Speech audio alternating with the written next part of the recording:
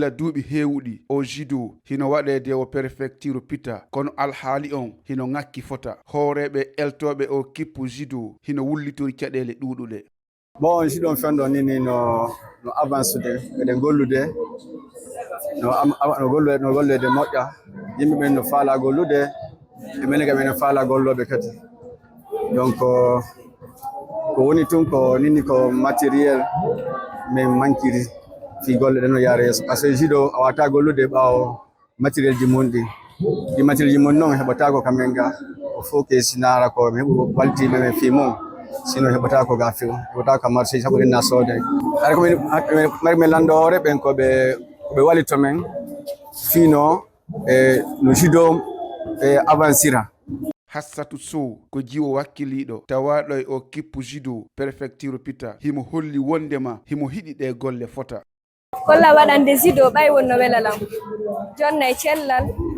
warti mi yeni kadi ko école ni bimbi haraylam foye ɗiɗi no miiji yogol han France ɗo kadi lammiji ɗo ni ko yogol ɗo ta han Conakry mi waɗa compétition so mi gagnike non min dara si ɓe naɓa e men quoi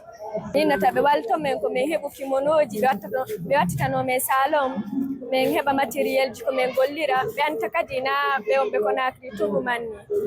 ɓe pita kannoga ɓe wakkili. Hooreɓe o mairie pita hino wiye fewndo hande délégation spéciale hino holli wondema o judo hino waɗede nde nokkure fota kono hiɓe qirri caɗele ɗen.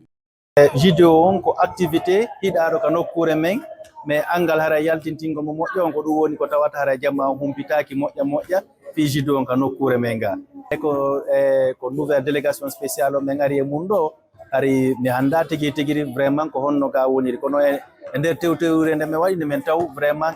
no ŋakkiɗi moƴƴa noon ɓe ala kay wallitede moƴƴa soutien on no manki ara donc ɗum waɗi minen kadi simin ɗetti joni pehe fi argol dara andugol ko woni ga ko ɗum woni probléme ji maɓɓe ɗin ko honɗuɓe mari comme déficit ko ɗum ɗon fof ara woni so hewtini men ga sondoɓe min ganda ko honno ɓe fewdori ga fiye waw minen kadi tawdeɓe ga wallitoɓe télé makko ɗo ene jokkude ko min tigui hande mi yi démonstration ji ɗin ɗo miɗo weltori moƴƴa noon ɗum ɗon haray no holli kadi